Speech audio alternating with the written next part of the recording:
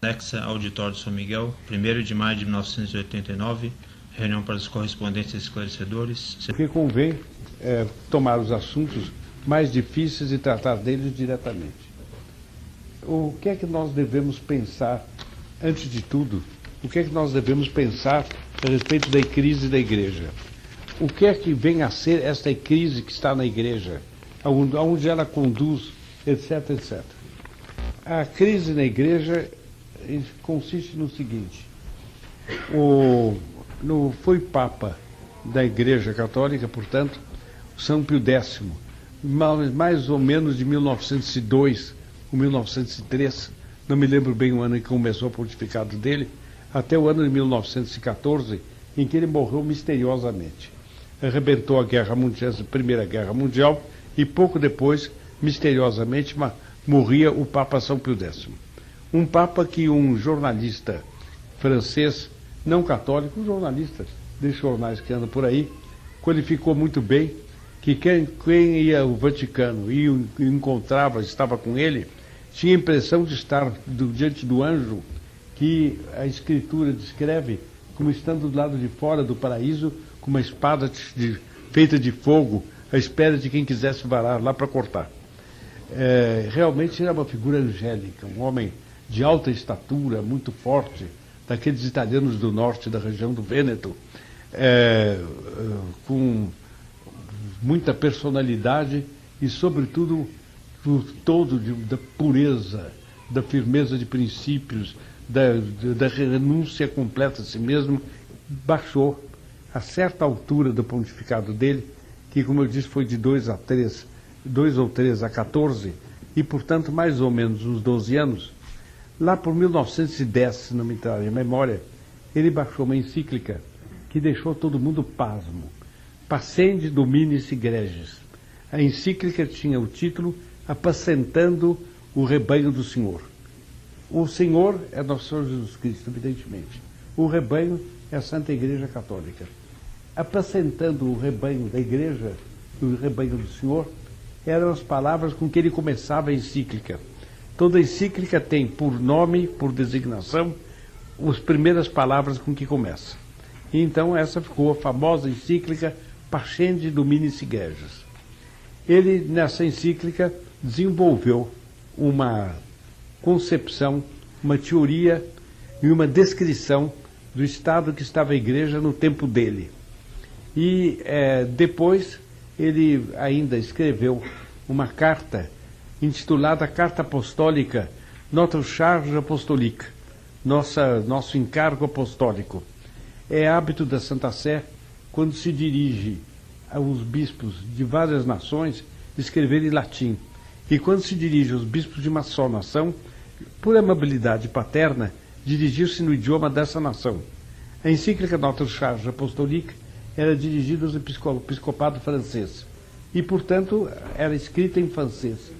E as palavras com que começava era nosso encargo apostólico.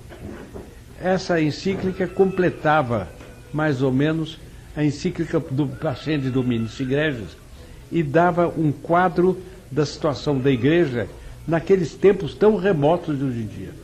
Nós estamos, afinal de contas, no fim da penúltima década do nosso século. Ele estava em pleno de cheio na segunda década em que o século começa. Na segunda década do começo, nós estamos na segunda década que precede ao fim. Essas eram as duas datas em que saíram essas encíclicas e a diferença conosco. É perto de um século, são 80 anos mais ou menos de diferença. Bem, entretanto, se nós lermos a encíclica Pascendi Dominis Egregiis, sobretudo, mas também a Notre Charge Apostolique, nós nos daremos conta de que ele descreve uma situação muito parecida com a situação de hoje.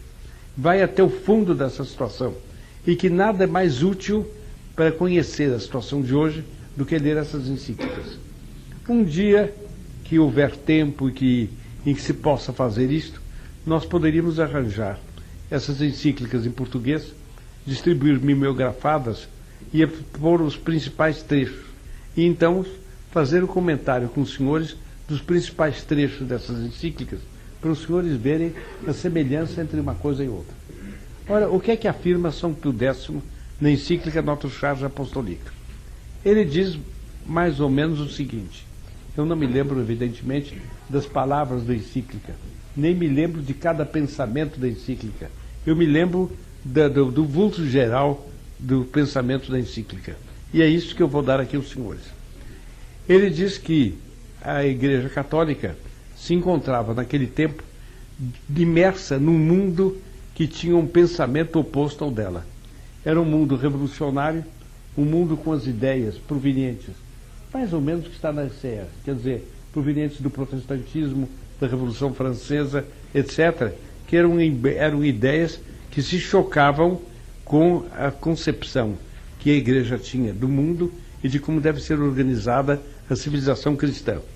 Mas também se chocavam com a doutrina que a Igreja ensina de si mesma, e que se tratava de uma organização colossal de hereges que estava espalhada pelo mundo inteiro e que tinha uma organização clandestina, uma organização escondida, e que ficaria escondida até que eles fossem bastante fortes para meter a cabeça fora d'água e começar a proclamar as suas heresias, claro.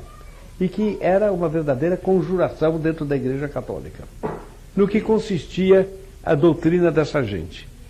A doutrina dessa gente consistia em afirmar que Deus não é uma pessoa.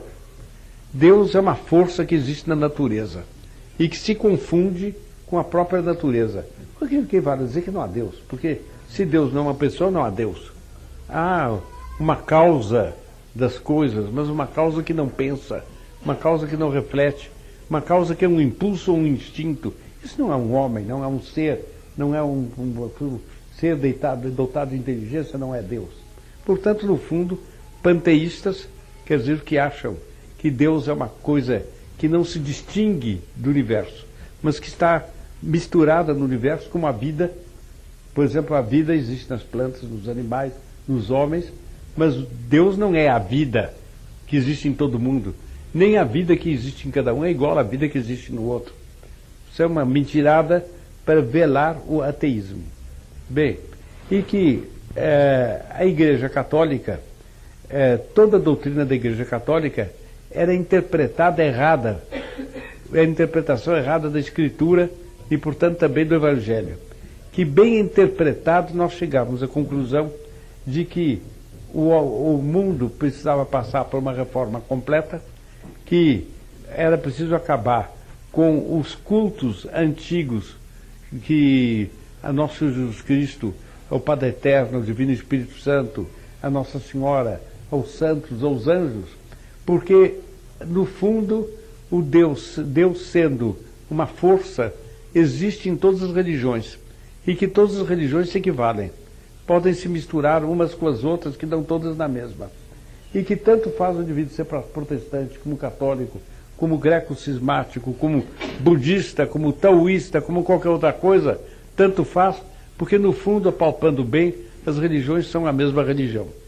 E que esta única religião deveria, aos poucos, ir corroendo por dentro todas as religiões e transformar-se numa só religião, que era uma religião inteiramente nova. Uma religião com uma moral muito evoluída, em que os preceitos morais seriam muito mais fáceis de cumprir, muito mais agradáveis. Era a imoralidade transformada em moral.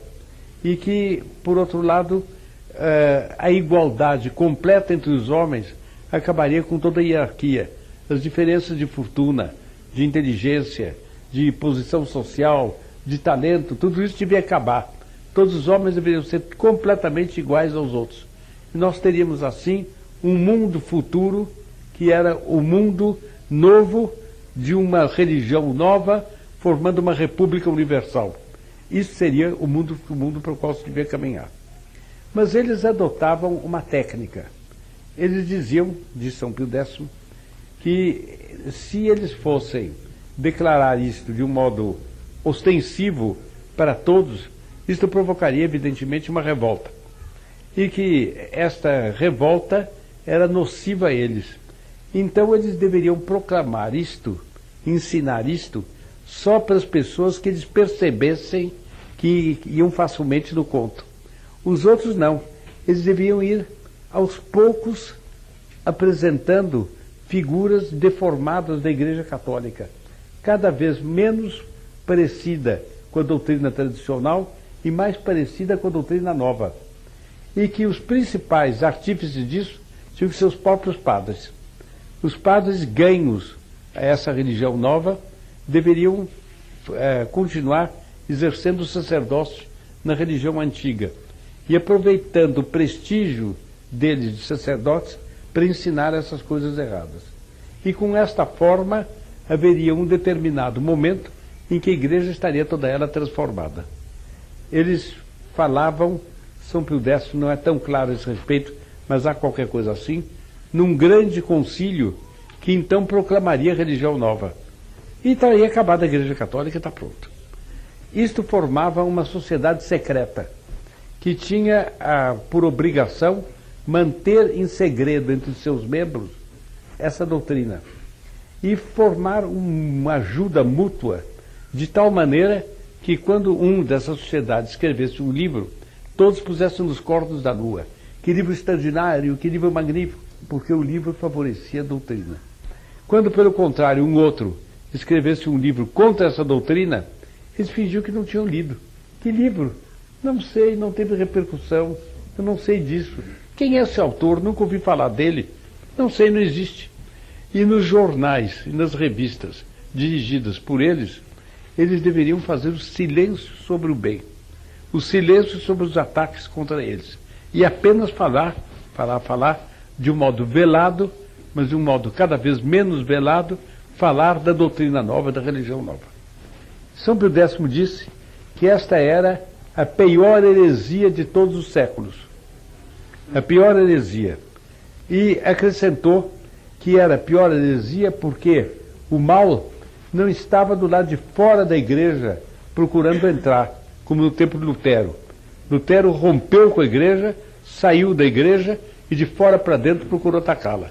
Diz ele não. O mal é um veneno que se injetou nas próprias veias da igreja e que quer destruí-la de dentro para fora. E por causa disso, ele excomungou uma série de autores, seguidores dessa doutrina, que é que ele deu o nome de modernismo, autores dos quais alguns padres, e alguns até padres famosos. Talvez o mais famoso deles fosse Bonaiuti, o professor da Universidade de Roma, famoso pela sua cultura, pela sua instrução, homem muito alto, com uma grande barba preta, vestindo sempre batina e chapéu eclesiástico, etc., etc., mas propagando na cátedra da Universidade de Roma, no púlpito, quando ele falava, nos confessionários, quando ele atendia a confissão, propagando esta doutrina falsa. Bem, então São Pio X, vários desses, ele excomungou, quer dizer, expulsou da Santa Igreja Católica Apostólica Romana. E com uma excomunhão tão tremenda que se chama excomunhão vitando. Quer dizer, ele deve ser evitado. Vitando em latim quer dizer isto. Quer dizer, quem andando pela rua o visse vindo na mesma calçada, se o conhecesse, tinha obrigação de mudar de calçada antes de passar perto dele, para indicar que ele, pela heresia dele, era tido em horror pelos homens. Esse Bonaiuti foi excomungado, continuou a lecionar na Universidade de Roma e continuou a usar batina e chapéu de sacerdote.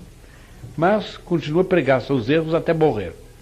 Mas São Pio X cortou em dois a igreja nesse ponto, pegando essa parte podre e excomungando, como um cirurgião de valor que pega um membro gangrenado e corta para que todo o corpo não se deixe tomar pela gangrena. Foi de uma energia como poucas vezes tem vindo na história da igreja.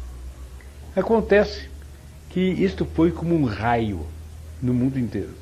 Tanto mais que São Pio X estabeleceu um decreto pelo qual cada padre que fosse nomeado para um cargo deveria fazer um juramento antimodernista, de nesse cargo combater o modernismo. De maneira que cada padre fazia vários juramentos assim por ano, na vida, quero dizer, e com as mãos sobre o Santo Evangelho. Eu vi padres fazerem juramento antimodernista. E assim apertava pela consciência dos padres a mais não poder. Mas São Pio X, uma noite, deitou-se bem. E o cardeal Merri-Delval, que era seu secretário de Estado, conta isto assim. Despediu-se de São Pio X, trabalharam juntos até tarde. Ele se despediu de São Pio X e foi para a casa dele. E de manhã, bem cedo, ele foi acordado com um aviso de que o Papa estava muito mal. Ele vestiu-se depressa e foi ao Vaticano. Chegando ao quarto de São Pio X, ele encontrou São Pio X atacado por uma doença, mudo, e fez um sinal a ele que queria escrever alguma coisa. Ele arranjou papel, lápis. São Pio X tentou escrever essa coisa, mas não conseguiu escrever uma letra. A mão caiu e ele fez assim, como quem diz, não posso fazer nada. O cardeal Merri-Delval diz, só no dia do juízo final, nas memórias estava isso. Se saberá naquela noite o que se passou no Vaticano. Como é que o Papa, que se deitou saudável, amanheceu assim? O fato é que, pouco depois, o Papa morreu. E vieram outros papas. E esses outros papas foram muito menos atentos ao perigo. E o resultado é que, durante o reinado, o pontificado do Papa Pio XII, do Papa Pio XI, o problema renasceu. E, então, os senhores têm aqui, durante de 1900, e Pio XI morreu em 1939, mais ou menos. De 1912, mais ou menos, a 39, portanto 27 anos, mais ou menos. Durante esse período, essa heresia ficou por debaixo da terra, mas cavando, se espraiando. E em no começo do pontificado de Pio XI, a coisa começou, o pontificado de Pio XII, Pio XI acabou em 39, mais ou menos. Bem, a coisa se dilatou muito. E daí vem a crise que é a atual crise da igreja. É essa mesma heresia que nunca deixou de existir, que existiu subterrânea e que, de repente, aflorou de novo, porque a julgou, e julgou acertadamente, que tinha conseguido condições favoráveis. E então começou a degringolada da igreja, já a partir de certo momento do pontificado de Pio XII. Depois de João XXIII, e os papas sucessivos até nossos dias têm tido esta crise na igreja. Então, eu mostro aos senhores que nossa situação presente é de um revigoramento, ou se os senhores quiserem, de um renascimento desta terrível heresia, que um Papa, elevado por Pio XII à honra dos altares, São Pio X, declarou a pior heresia de todos os tempos, a súmula de todas as heresias de todos os tempos, ou seja, o modernismo. Esse modernismo se chama hoje em dia progressismo, mas é a mesma coisa. Teologia da libertação, etc., tudo isto, SEBS, etc., são ramos do progressismo, o qual, por sua vez, é o modernismo com o nome mudado. Mas tudo isso é um só veio. Esta descrição leva os senhores a verem que nós temos dentro da igreja, que é uma organização una, instituída por nosso Senhor Jesus Cristo, e com a missão de ensinar até o fim do mundo, e contra a qual as portas do inferno não veriam de prevalecer. As portas do inferno é um modo meio literário, meio figurado, do gosto dos orientais. Nosso Senhor nasceu no Oriente, falava a orientais, para falar as forças do inferno. não haveriam de prevalecer, quer dizer, não haveriam de vencer. Quando ele fundou a igreja, ele designou São Pedro como primeiro papa com essas palavras: Pedro, tu és pedra, e sobre essa pedra eu edificarei a minha igreja, e as portas do inferno não prevalecerão contra ela. Quer dizer, Pedro, tu és pedra, quer dizer, tu és o rochedo, a Santa Sé é o rochedo, sobre o qual estaria construída a igreja. E as portas do inferno não venceriam a igreja. Quer dizer, todo esforço que o inferno fizesse contra a igreja não seria suficiente para vencê-la. Esta era a promessa que fica valendo até o fim dos tempos. Então, nós estamos que a pior das heresias contra a igreja nasceu no século XX e está corroendo a igreja quase até o fim do século XX. Esta é a realidade que nós temos diante de nós. E esta realidade faz com que nós estejamos no auge de uma crise que São Pio X quis atalhar, mas tendo morrido misteriosamente, não conseguiu atalhar. Esta é a realidade. Em quantas anda esta crise na igreja no momento presente?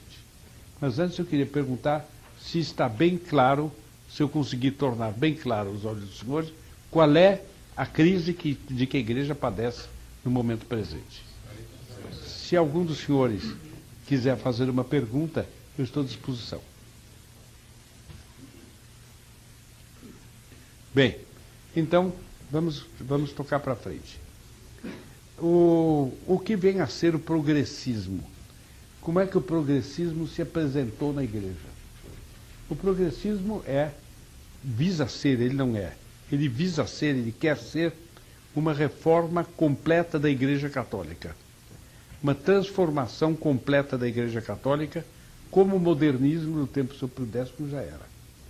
Ele quer transformar a Igreja nos seguintes pontos. Em primeiro lugar, é preciso notar, ele é profundamente, o progressismo, afetado pela mentalidade comunista, infiltrado de mentalidade comunista. E assim como o comunismo quer a igualdade completa de todos os homens, a igualdade no terreno financeiro, econômico, mas também no terreno político, mas também no terreno das honras e das distinções que os homens se prestam uns aos outros, como também em todos os outros terrenos da vida, eles querem transformar a estrutura da igreja, que foi uma estrutura que Nosso Senhor formou como uma estrutura monárquica. Quer dizer, o Papa era o rei, ele é o rei da igreja, aquele que manda e toda a igreja obedece. Eles querem transformar numa igreja republicana. Quer dizer, uma igreja onde o povo manda e o Papa deve obedecer. O povo manda e os bispos não devem obedecer. Como é que o povo manda? Como é que eles imaginam, os progressistas imaginam a igreja do dia de amanhã? Eles a imaginam da seguinte maneira. Eles acham que é errado pensar que o Espírito Santo atinge... Eu estou muito resfriado. Quem sabe se era possível fechar. Não, esta porta só. Aquela janela pode deixar aberta.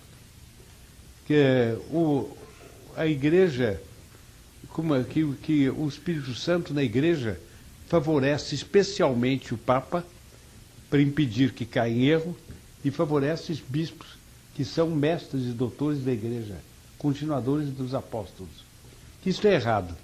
O Espírito Santo baixa sobre todos os fiéis e que quando os fiéis se reúnem e se apertam as mãos, formam um círculo, o Espírito Santo desce sobre eles.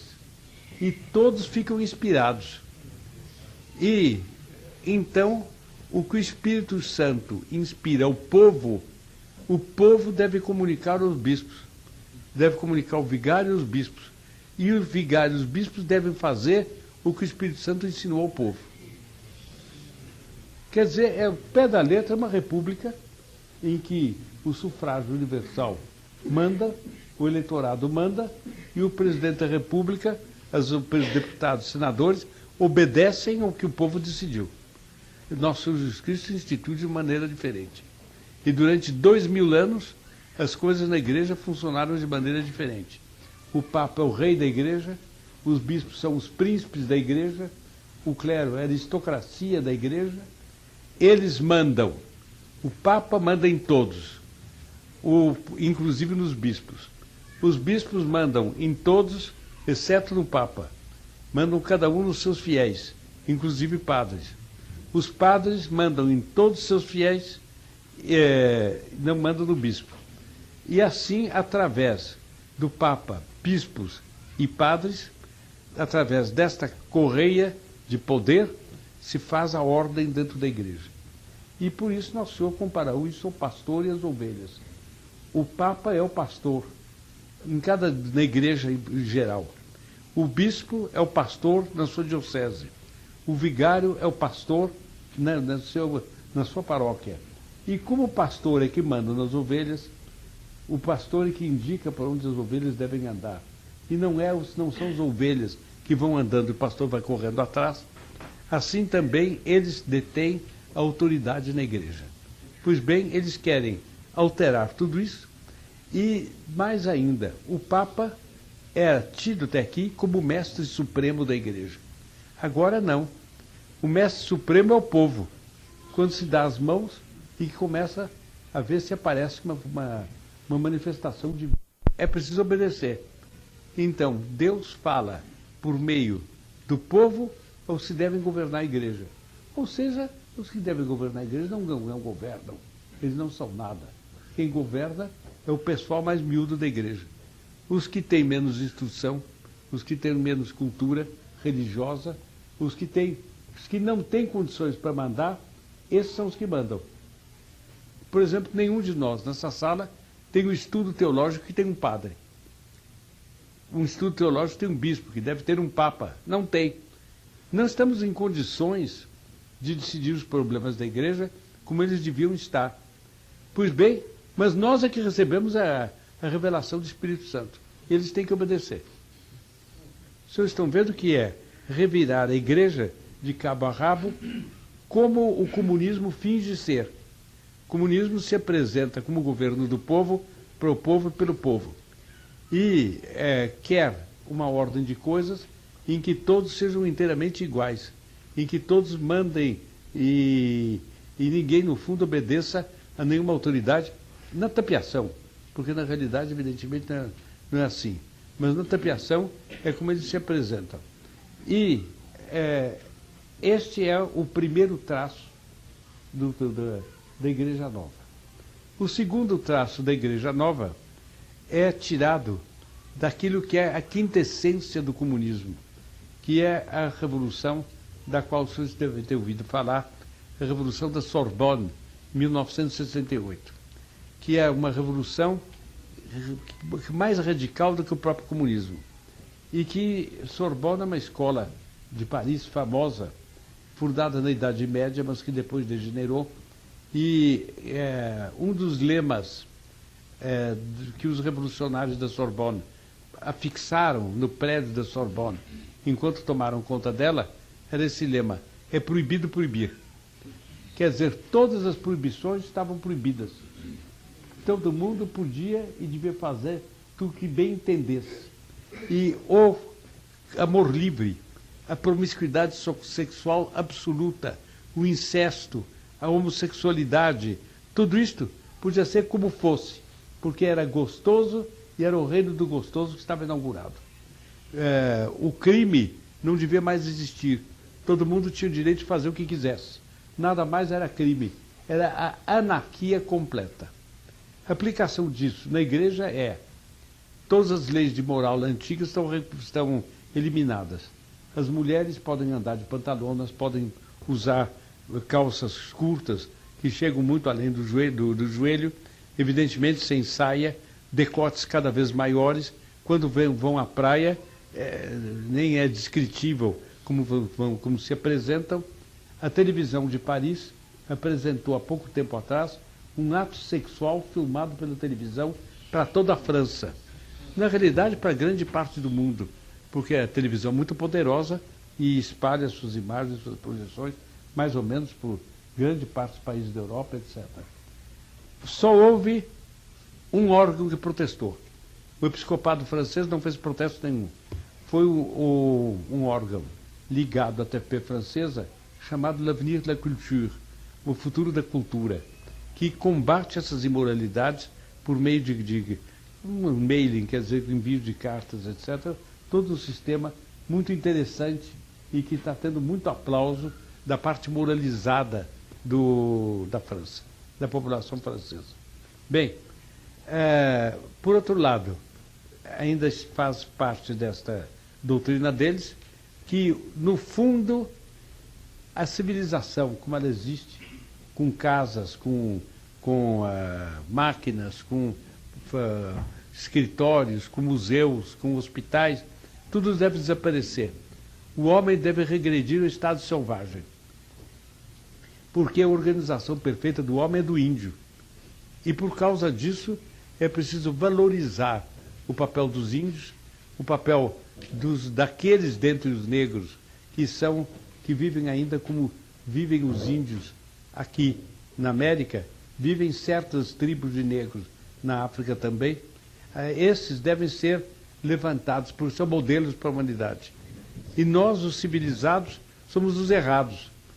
Em última análise, vocês estão vendo que é a destruição de toda a civilização, de toda a cultura, de tudo, em benefício de um ideal anárquico, que evidentemente é um ideal satânico. Esta posição leva a uma conclusão última. E a conclusão é a seguinte: os senhores encontram essa conclusão, por exemplo, em obras do Frei Beto, em obras do Frei Vop, sobre Cuba. Eles estiveram visitando Cuba. Chegaram à conclusão que a Cuba comunista dá para os seus elementos, para os que habitam na ilha, condições de vida muito mais pobres do que no Ocidente, do que, por exemplo, no Brasil. Mas, precisa fazer atenção, morrer de fome ninguém morre. E esta pobreza em que eles vivem é um bem para o homem, porque o homem vivendo na pobreza, ele não tem ganância das coisas terrenas. E ele compreende que trabalhando pouco, ganhando pouco, comendo pouco, consumindo pouco, ele leva uma vida mais folgada, mais vagabunda e mais feliz.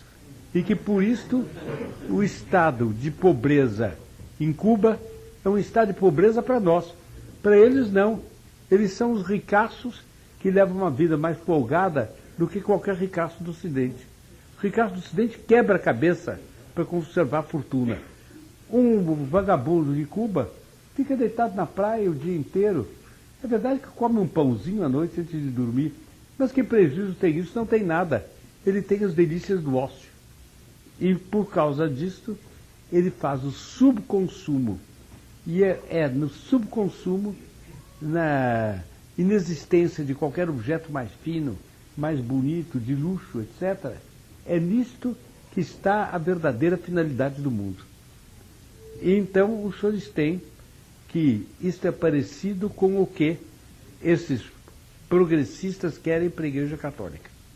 Eles querem destruir a Igreja Católica, torná-la um punhadinho pequeno de gente vivendo na pobreza, em igrejas pobres, feias e sem nenhuma forma de beleza, sussurrando entre si e levando a vida como podem dentro de uma inação, inteiramente livres de qualquer moral. Esta é a igreja do que eles desejam para o século XXI, para o século no qual nós vamos entrar. É a igreja que São Pio X denunciava. Essa descrição está clara, meus caros, ou não? Agora eu pergunto, aqueles dos senhores que durante a minha descrição se lembraram disto ou daquilo que já viram no meio dos progressistas, levantem o braço. Vocês veem um grande número. Quer dizer, vivendo em São Paulo, vivendo em bairros de São Paulo, já notaram isto entre progressistas aqui, como tem no mundo inteiro. Quer dizer, é esta heresia que está chegando no ponto onde chegou. Bem, qual é a situação da igreja? A situação da igreja tem elementos que apoiam isso, elementos que reagem contra isso. Quem é que apoia isto? É preciso ser franco, quase todo mundo.